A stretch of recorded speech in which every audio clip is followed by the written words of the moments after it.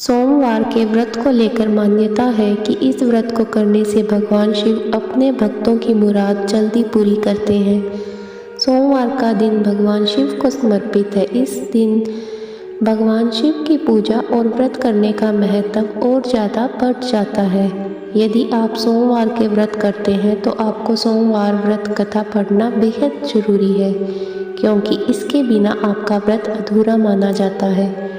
आइए जानते हैं सोमवार व्रत कथा। एक बार किसी एक नगर में साहूकार रहता था। उनके घर में धन की कोई कमी नहीं थी, लेकिन कोई संतान न होने के कारण वह बहुत दुखी था।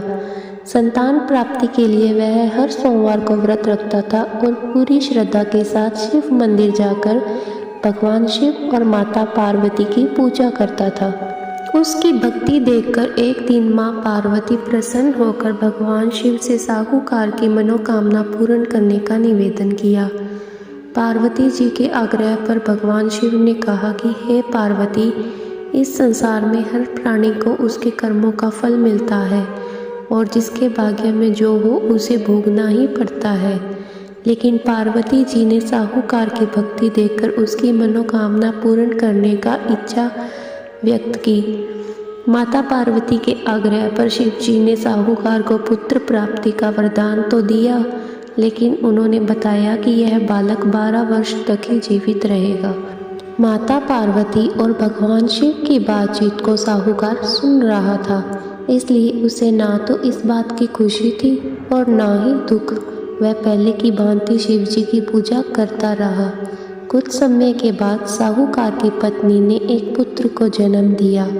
जब वह बालक 11 वर्ष का हुआ तो उसे पढ़ने के लिए काशी भेज दिया गया।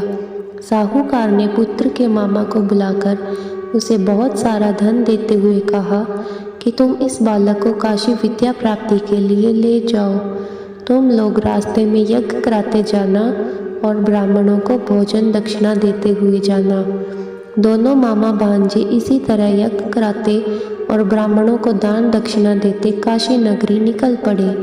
इस दौरान रात में एक नगर पड़ा, जहां नगर के राजा की कन्या का विवाह था।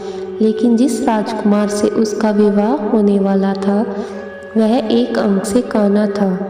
राजकुमार के पिता ने अपने पुत्र के काना होने की बात को छुपाने के लिए सोचा क्यों न उसे साहूकार के पुत्र को दूल्हा बनाकर राजकुमारी से विवाह करा दूं।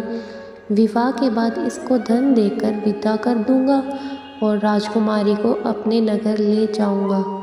लड़के को दूल्हे के वस्त्र पहनाकर राजकुमारी से विवाह करा दिया गया। साहूकार का पुत्र ईमानदार था। उसे यह बात सही नहीं लगी, इसलिए उसने अवसर पाकर राजकुमारी के दुपट्टे पर लिखा कि तुम्हारा विवाह तो मेरे साथ हुआ है, लेकिन जिस राजकुमार के संग तुम्हें भेजा जाएगा वह एक आंख से काना है।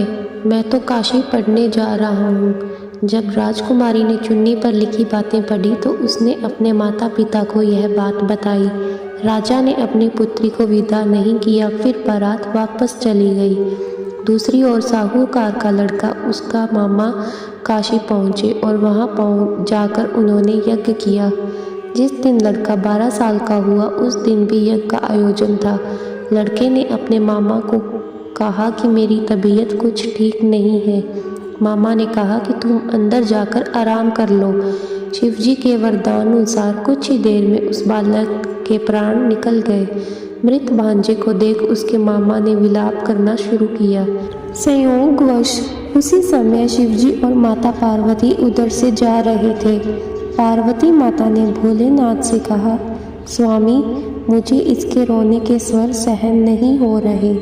आप इस व्यक्ति के कष्ट को अवश्य दूर करें। जब शिवजी मृत बालक के समीप गए तो वह बोले कि यह उसी साहूकार का पुत्र है जिसे मैंने 12 वर्ष की आयु का वरदान दिया था। अब उसकी आयु पूरी हो चुकी है। लेकिन मातृभाव से विभोर माता पार्वती ने कहा कि हे महादेव, आप इस बालक को और आयु देने की कृपा करें, अन्यथा इसके वियोग में इसके माता पिता भी तड़प तड़प कर मर जाएंगे। माता पार्वती के पुनः आग्रह पर भगवान शिव ने उस लड़के को जीवित होने का वरदान दिया। शिवजी की कृपा से वह लड़का जीवित हो गया। शिक्षा पूरी करके लड़का मामा के साथ अपने नगर की ओर वापस चल दिया। दोनों चलते हुए उसी नगर में पहुँचे जहाँ उसका विवाह हुआ था। उस नगर में भी उन्होंने यज्ञ का आयोजन किया।